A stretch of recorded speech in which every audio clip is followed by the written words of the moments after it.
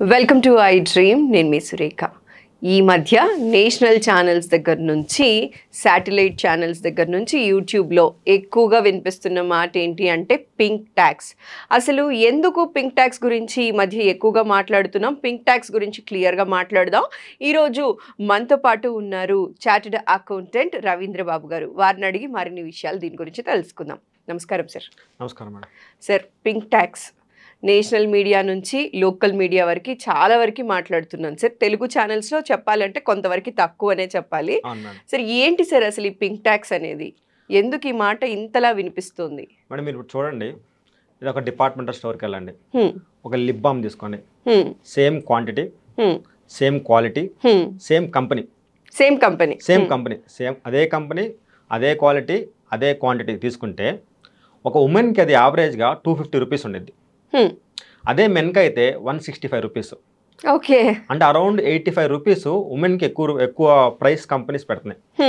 అదానే కాదు, నేను మొన్న ఒక షాపింగ్ మాల్కి వెళ్తే ఒక plain white t shirt, famous company plain white t shirt, same quality, same size, same company, ఉమెన్కి ఏమో 599 రూపీస్ పెడుతున్నారు, మెన్కి ఏమో 399 రూపీస్. అంటే 200 రూపీస్ ఉమెన్కి ఎక్స్ట్రా.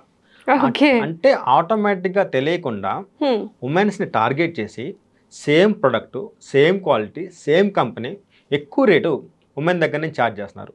ఆ డిఫరెన్స్ ఏదైతే 399 మైనస్ 599 అంటే ఒక 200. అక్కడ లిప్ బామ్ చూసుకుంటే ఒక 85 రూపీస్. ఆ డిఫరెన్స్ అమౌంట్ని we call it as a pink tax.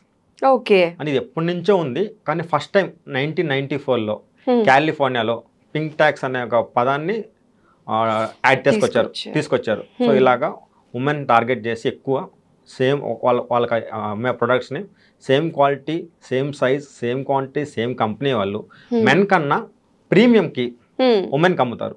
So దాన్ని జనరల్గా పింక్ ట్యాక్స్ అంటారు మేడం. ఇంకా New York city of consumer affairs వాళ్ళు అరౌండ్ ఒక 800 ప్రొడక్ట్స్ని సర్వే చేశారు. సర్వే చేసి యావరేజ్ చూస్తే యావరేజ్గా మెన్ కన్నా ఉమెన్కి 800 ప్రొడక్ట్స్ మీద యావరేజ్ 7% రేట్ ఎక్కువ. Okay, and personal care items అయితే మెన్ కన్నా ఉమెన్కి 13% రేట్ ఎక్కువ చేసి they are collecting from the women. Okay, అంటే same product, same size, same quality, same company వాళ్ళు ఒక ఉమెన్ని టార్గెట్ చేయడం అనొచ్చు, లేదా ఉమెన్ ప్రొడక్ట్స్ అనొచ్చు, కావాలని ప్రీమియం రేట్కి దే ఆర్ సెల్లింగ్. సార్, ఇప్పుడు ఏదైతే కంపెనీస్ ఇట్లా పింక్ ట్యాక్స్ కింద కన్సిడర్ చేసి ఎక్స్ట్రా అమౌంట్ కలెక్ట్ చేస్తూ ఉన్నారో ఇది గవర్నమెంట్కి వెళ్తుందా అండి? గవర్నమెంట్కి ఏం వెళ్ళదు, గవర్నమెంట్కి ఏం వెళ్ళదు, మొత్తం వాళ్ళ పాకెట్స్లోకి వెళ్తుంది. ఓకే, మొత్తం వాళ్ళ పాకెట్స్లోకి వెళ్తుంది. అందుకనే వాళ్ళు ఎక్కువగా పింక్ ఐటమ్స్ బాగా ఇచ్చేస్తూ ఉంటారు. సార్, ఇది నార్మల్గా ఉమెన్ని ఎలా ఇంపాక్ట్ చేస్తుంది సార్? ఆబ్వియస్లీ ప్రైజెస్లో పెరిగిపోతుంది. మీకు ఒక మెన్కి 100 రూపీస్ వచ్చి ఉమెన్కి 100 రూపీస్ వస్తే నా women paying more true for the same product. So ఒకే ప్రోడక్ట్కి ఎక్కువ ఉమెన్ పే చేయడం వల్ల దానివల్ల ఉమెన్ మీద ఫైనాన్షియల్గా బర్డెన్ ఎక్కువ ఉంది. మీకు తెలిస్తే పాత రోజుల్లో చాలా, ఇంకా ఇప్పుడు కూడా ఉంది, ఉమెన్ చాలామంది ధర్నాలు చేశారు. ఎందుకు? We want equal pay. మేము అదే పని చేస్తున్నాం మెన్లాగా, మెన్కి మీరు ఎక్కువ పే ఇస్తున్నారు, ఉమెన్కి మీరు తక్కువ పే ఇస్తున్నారు. ఉమెన్కి తక్కువ పే ఇస్తున్నారు, తీసుకునేటప్పుడు మాత్రం ప్రొడక్ట్స్కి ఎక్కువ రేట్ తీసుకుంటున్నారు. అంతే కదా. సో వాళ్ళకి చాలా ఫైనాన్షియల్ బర్డెన్ అవుతుంది. ఇంకా గ్లోబల్ జెండర్ గ్యాప్ వాళ్ళు చేసిన సర్వేలో 2022లో ఇండియాలో మెన్ కన్నా ఉమెన్కి సేమ్ జాబ్ చేసినా కానీ 19% తక్కువ ఇస్తున్నారు శాలరీ.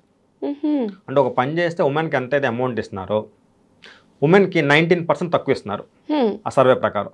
ఇంకా యునైటెడ్ నేషన్ చేసిన ఒక నివేదికలో కూడా ఒక వర్క్ చేస్తే మెన్కి $1 ఇస్తే, ఒక వర్క్ చేస్తే మెన్కి $1 ఇస్తే ఉమెన్కి 0.77 సెంట్స్ ఇస్తున్నారు.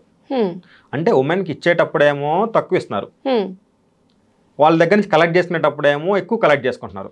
సో దానివల్ల ఆటోమేటిక్ ఏమవుతుంది, ఉమెన్ మీద చాలా రకంగా ఫైనాన్షియల్ బర్డెన్ అవుతుంది.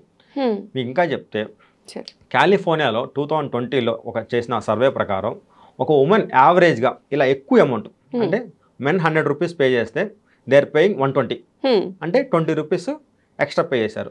అలా మొత్తం అక్యుములేట్ చేస్తే ఇయర్ మొత్తం మీద వాళ్ళు $2,381 ఎక్స్ట్రా పే చేశారు. అంటే ఇయర్ వాళ్ళకి మొత్తం లైఫ్ టైంలో $1,88,000 $1,88,000 ఎక్కువ పే చేస్తున్నారు. $1,88,000 అండ్ అరౌండ్ మన ఇండియన్ కరెన్సీలో 1.5 crores. అంటే ఒక ప్రోడక్ట్ కొనడానికి మెన్ ఎంత పే చేస్తుందో దానికన్నా ఎక్కువ అదే క్వాలిటీ, అదే క్వాంటిటీ, అదే కంపెనీ కూడా ఉమెన్ కొనాలంటే they are paying more amount. If you are accumulating it for whole life time, వాళ్ళ లైఫ్ టైం మొత్తాన్ని అక్యుములేట్ చేస్తే యావరేజ్గా ఒక ఉమెన్ పే చేసే అమౌంట్ 1.5 crores ఉంది. 2020లో కాలిఫోర్నియాలో చేసే సర్వే ప్రకారం 1.5 crores అంటే $1,88,000 ఎక్స్ట్రా. ఎగ్జాక్ట్గా మన ఇండియన్ కరెన్సీకి ఈ రోజు రేట్ చూసుకుంటే అది 1.5 crores అవుతుంది. మరి దీని మీద గవర్నమెంట్ ఏం చేయలేదంటారా సార్? ఇప్పుడు గవర్నమెంట్ ఏం చేయలేదంటే ఇది ఫ్రీ ఎకానమీ. ప్రపంచం మొత్తంలో ఎక్కువ regulated economy Europe economy. Europe లాంటి కంట్రీస్ కూడా దీన్ని రెగ్యులరైజ్ చేయలేకపోతుంది. సో గవర్నమెంట్ చేతిలో ఏదైనా ఉంటే వాళ్ళు చేయగలుగుతారు, కానీ గవర్నమెంట్ చేతిలో లేనిది వాళ్ళు ఏం చేయలేరు. ఏదైనా వాళ్ళు స్పెసిఫిక్గా ఏదైనా స్ట్రెస్ చేసేస్తే మార్కెట్ పడిపోవడం ఇది జరుగుతుండదు. మీకు జిఎస్టీ వచ్చిన కొత్తలో శానిటరీ ప్యాడ్స్ మీద 12% జిఎస్టీ ఉంది. సో లేడీస్ అందరూ కొంచెం ఇది చేసి వీటి మీద కూడా మీరు జిఎస్టీ తీసుకుంటారంటే గవర్నమెంట్ వెనక్కి వెళ్ళిపోయి దాని మీద జిఎస్టీ తీసేసింది. సో ఏదైతే గవర్నమెంట్ చేతిలో ఉందో ట్యాక్స్లు తగ్గగలుగుతుందో అది తగ్గించేది. ఇలాంటి పింక్ ట్యాక్స్ లాంటివి గవర్నమెంట్ ఏమీ చేయలేక 2017లో మన మినిస్ట్రీ ఆఫ్ కన్జ్యూమర్ అఫైర్స్ వాళ్ళు గైడ్లైన్స్ ఇచ్చారు.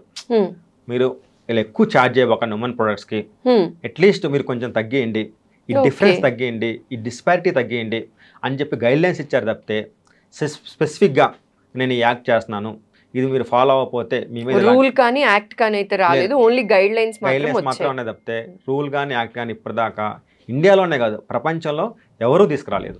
ఓకే సార్, మరి మనం ఏం చేయొచ్చు సార్ ఈ పింక్ ట్యాక్స్ తగ్గించడానికి? మనం ఏం చేయొచ్చు అంటే ఉమెనే ఇవన్నీ తెలుసుకొని జెండర్ ఫ్రీ ప్రొడక్ట్స్ ఉంటాయి. అంటే మెన్కైనా ఉమెన్కైనా కొన్ని కామన్గా ఉండేది. So instead of going for specific women category కాకుండా జెండర్ ఫ్రీ న్యూట్రల్గా ఉండే ప్రొడక్ట్స్ని ఎంకరేజ్ చేయటం. ఏదైతే కంపెనీస్ ఏ కంపెనీస్ ఎక్కువ పింక్ ట్యాక్స్ కలెక్ట్ చేస్తున్నారో ఆ కంపెనీస్ని ఎంకరేజ్ చేయకుండా వేరే కంపెనీకి షిఫ్ట్ అవ్వటం చేస్తే అట్లీస్ట్ కొంత మీదైనా ఆ బర్డెన్ తగ్గుతుంది. ఎక్కువ ఏమైందంటే ఉమెన్ ఒక బ్రాండ్కి కానీ ఒక ప్రోడక్ట్ కానీ అలవాటు పడిపోతే వాళ్ళు రేట్ పెంచినా కానీ దే అన్లైక్ టు స్విచ్, అదే కంటిన్యూ చేస్తారు. మళ్ళీ ఎందుకు దేర్ అబౌట్ మీకు తెలుసు కదా, కొంచెం అలవాటు పడిపోతాము, కొంచెం బ్యూటీ కాన్షియస్గా ఉంటారు. సో దానివల్ల ఏమైందంటే వాళ్ళు తీసుకున్నా కానీ they don't mind, but they have to gender free ప్రొడక్ట్స్కి స్విచ్ అవ్వడం. కానీ ఏ కంపెనీస్ అయితే ఇలాగా ఎక్కువ పింక్ ట్యాక్స్ ఎంకరేజ్ చేస్తున్నారో వాటిని మనం డిస్కరేజ్ చేస్తే ఆటోమేటిక్గా they will come down. Okay sir, ఈ పింక్ ట్యాక్స్ పైన చాలా కన్ఫ్యూజన్స్ ఉన్నాయి సార్. ఆ కన్ఫ్యూజన్స్ అన్నిటికీ చెక్ పెడుతూ అందరికీ అర్థమయ్యేలా చెప్పారు. సో ఈ వీడియో చూసిన తర్వాత ఆడవాళ్ళందరూ కూడా ఒకసారి ఆలోచించి పర్చేస్ చేస్తారు అని అనుకుంటున్నాను సార్. సో త్వరలో ఈ పింక్ ట్యాక్స్కి ఏదైతే పే చేస్తున్నామో ఇంత వేరియేషన్ లేకుండా చాలా మటుకు తగ్గాలని కోరుకుంటున్నాను. కొన్ని చూడండి, పేరెంటల్ ట్యాక్స్ అంటారు. మళ్ళీ మీరు ఒక ఎగ్గులు కానీ ఈ చిన్న ఐటమ్స్ కానీ పిల్లలకైతే కిడ్స్కి అయితే they are keeping more price. చిన్న పిల్లలు ఎంత రేట్ అని కొంటారులని కంపెనీలు కావాలని ప్రీమియం కోట్ చేస్తున్నాయి. సో అవి కూడా అందుకే మీకు పేరెంటల్ ట్యాక్స్ అని పిల్లల పేరుతో ఆడవాళ్ల పేరుతో ఈ పింక్ ట్యాక్స్, ఈ పేరెంటల్ ట్యాక్స్ ఇవన్నీ కూడా ఫ్యూచర్ లో తగ్గాలి. మనం పర్చేస్ చేసేటప్పుడు ఆలోచించి పర్చేస్ చేస్తే ఆటోమేటిక్ గా ఈ వేరియేషన్ అనేది తగ్గుతుంది. Thanks for your valuable time sir. నమస్కారం. Thank you.